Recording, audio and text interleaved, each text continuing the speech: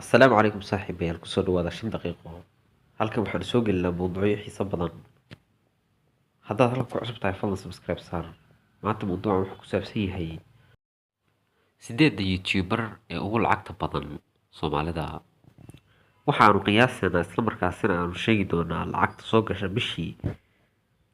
annaga oo xiganayna aaladda social blade waa website qiyaasa lacagta uu youtuber kasta sameeyo kaalinta koowaad waxaan siinaynaa Suleymaan Xaashi waxa uu janalkiisu yahay Horufadhi Media bishiina wuxuu sameeyaa lacag u dhaxaysa ilaa $550 ilaa $8,000 Mareykanka ah kaalinta labaad waxaa soo gelaya ama ku jira King CK ninkii youtuberka majalada Social Blade waxay aaminsan tahay markii ay faraqaysay in lacagta soo gasha bishii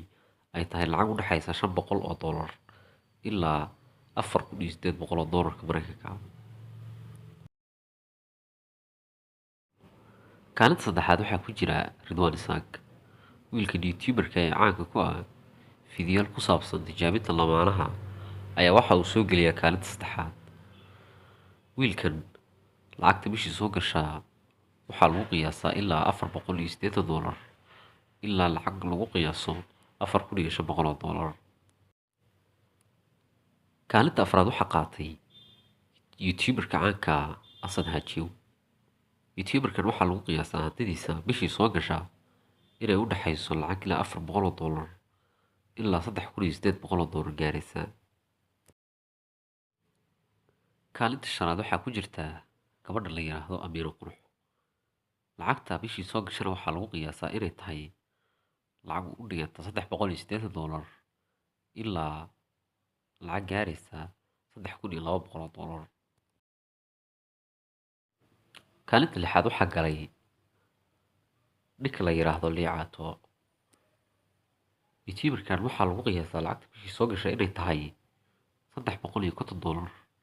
ilaa lacag u dhiganta $3,000 Mareykanka kaalinta toddobaad waxaa soo gashay gabadha la yiraahdo Marish Beauty gabadhan oo ah youtuber caan ah ayaa waxaa lagu qiyaasaa lacagta bishii soo gashay inay tahay lacag lagu qiyaaso inay tahay $330 ilaa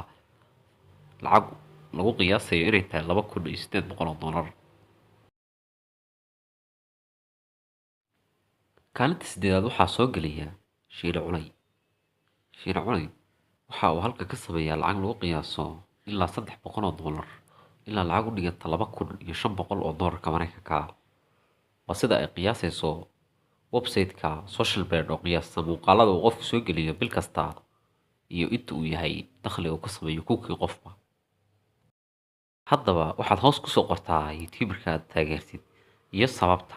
sidoo kaleetona haddii aad doonaysid muuqaalo fara badan oo noocan ah inaan soo sameyno muuqaalka like saar mahadsanidin sidoo kale ha ilaawin inaad halkan subscribe saartid